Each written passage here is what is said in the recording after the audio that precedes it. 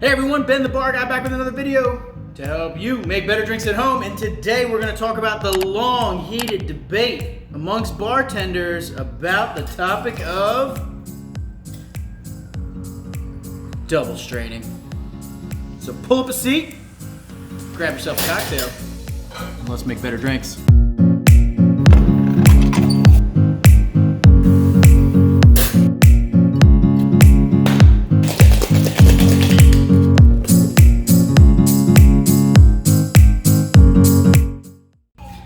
Alright everyone, today we are talking about double straining, a long and oft discussed topic amongst bar staffs at cocktail bars across the country. For those of you who don't know, a double strain is when you are using a hawthorne strainer to strain off your just shaken drink, and then you use a tea strainer such as this with a fine mesh, okay, to strain the cocktail twice. Now, I'm using just water and bitters here, but typically this is used for cocktails that have had citrus. And the argument for these has always been that it eliminates all the pulp from the citrus. It also cuts out big chunks of ice, which are unpleasant in the drink.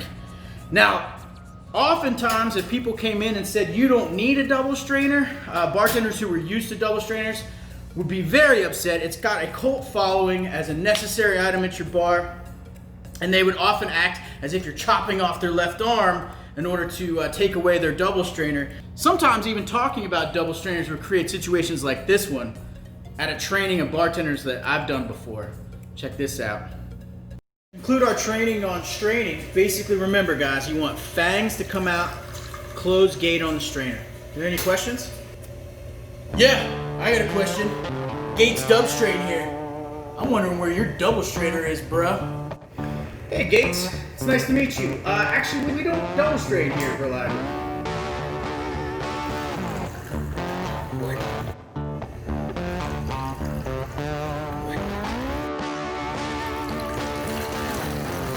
What?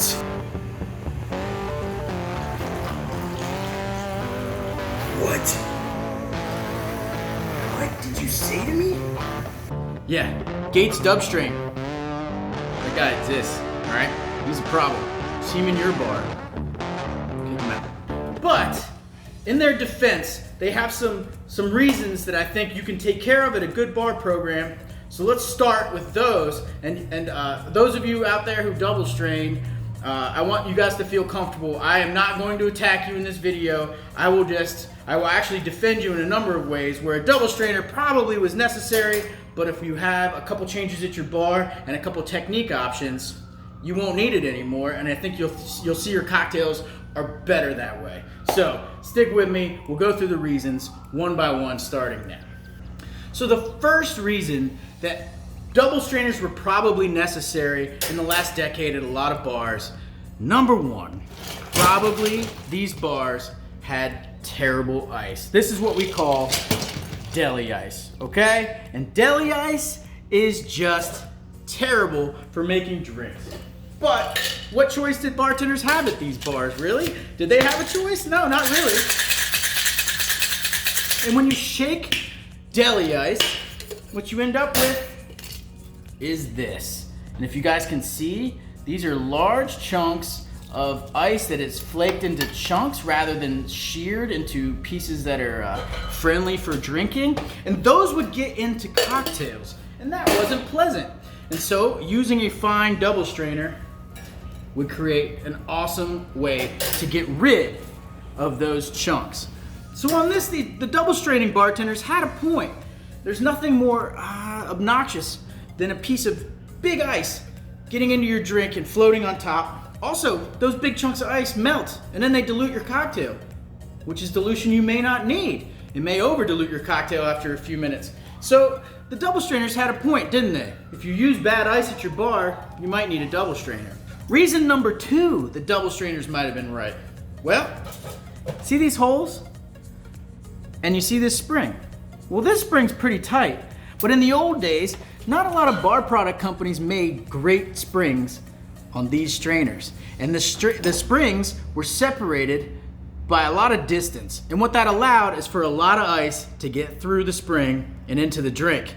On top of that, these little gaps would cause ice to come through that were about the size. And this looks pretty small as a gap, but when you're talking about ice, that chunk of ice that size is not gonna taste good. So again, the double strainers had a point. Now the third reason the double strainers may have been right is that they had not been taught to close the gate. Closing the gate is a very simple concept. It means pushing this down until the rim of this strainer goes over the edge of the tin when you're done with a cocktail. So when a cocktail is strained with the gate closed, as such, you'll notice that it comes out in fangs, like that, okay? And that actually prevents ice from coming through these gaps, okay? But most bartenders a decade ago may not have been trained to do that because they had this to lean on, so it didn't make any sense to train it anyway. So they would strain open gate, and then that would cause not only ice cubes to come through here, but ice cubes to slip through the bottom. So again, they had a point, but if they had just used the technique of closing the gate, it might have prevented a lot of these issues. So I can hear all you double strainers out there going, yeah, Ben, yeah, that was the problem. So what's your problem? Why are you calling us out in this video saying that we don't need to double strain? Well, let me begin. First off, if you use large cubes to shake your cocktails on, the first thing you'll notice is that it shears much differently. So when you're shaking, you get very, very fine. The ice cube remains relatively intact, but you see how the corners are all beat up? Okay, when you're shaking, you get these very fine ice crystals in your drink. Very different crystallization of ice than you may have noticed on the other ice, the deli ice, okay? So step one, use the right ice for shaking if your bar can make it happen, and you won't get the kind of ice that comes through your strainer as huge chunks that are unpleasant. You actually get ice that comes through and sits in the froth as a little layer, a bit like kosher salt sits on food as a flat disc and kind of melts into your steak or melts into your pork chop evenly because it's flat. These cubes do the same thing. They sit in that froth on the top of your drink, and they slowly, and ever so gently add a touch of water and chill as they melt to a drink that is getting warmer and therefore more cloying. But it's about controlling that, okay? The second thing that makes double straining unnecessary, closing the gate. Obviously, before we weren't closing the gate. If you close the gate and you get a tight spring like this one, or tight springs that you see on pretty much standard good Hawthorne strainers today, you'll note that ice bigger than these small crystals that I just shook for you don't come through the strainer. And that's really important. You want that fine ice, but nothing bigger or enough to even be perceptible by the tongue necessarily. The third reason you don't want to double strain is that it kills your froth. We work really hard here at Reliable Tavern practicing how to get nice frothy heads on every shaken drink. And if you're shaking a drink, putting all this time and energy into shaking a drink with a large ice cube or relatively large ice cubes, like even a ball at home or whatever you're shaking with at home, if you're shaking all that energy into the drink and then you strain it through a double strainer, just don't do it. You're just killing your froth. And I could show you video after video. We used to do this in training sessions of basically froth just getting killed over and over again by double strainers. The mesh on this is just so much finer than the spring is here. And it doesn't allow for air bubbles to get through, which is really an awesome textural point of a cocktail. Without that texture on the top of a shaken drink, you really aren't making the drink as it's intended to be made.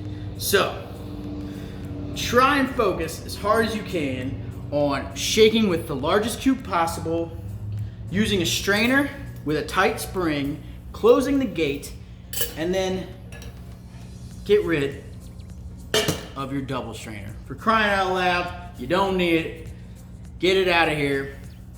You can definitely make a great drink without it, just with a good Hawthorne. By the way, I have links to these Hawthornes in the description. You can get them ordered. It helps me out when you use the link that I provide. But if you want to go straight to Amazon, I get it too.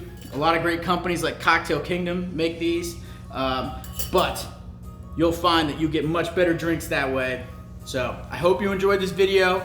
So hopefully it settles the debate somewhat between Gates Dubstrain and the rest of us non-double straining bartenders. But if you insist on double straining, we get it. We get it. It's fine. It's fine. We don't get it. We don't get it, but it's still fine. It's still fine. All right. Love you guys. Have a good time making drinks at home. And like always, cheers to better drinks. Hey guys, before you go, I would be remiss if I didn't mention my employer, where I'm the general manager, Reliable Tavern in Petworth, Washington, D.C., where we do all these videos and trainings for bartenders, just like the ones we're doing on these YouTube videos. And you also can get our products on DC to Go, a local company that also is great. It doesn't take too much for us to get delivered items to you, mostly cocktails to go. And so if you guys want to reach out and order, I will put the links to the website and a link to DC to Go, where you guys can get our stuff in the DC area. We've always believed at Reliable Tavern that a great tavern should be commonplace, not hard to find. If you guys have time or if you're in the area, come check us out at Reliable Tavern. Thank you guys for watching the video. Like always, to better drinks. See you guys.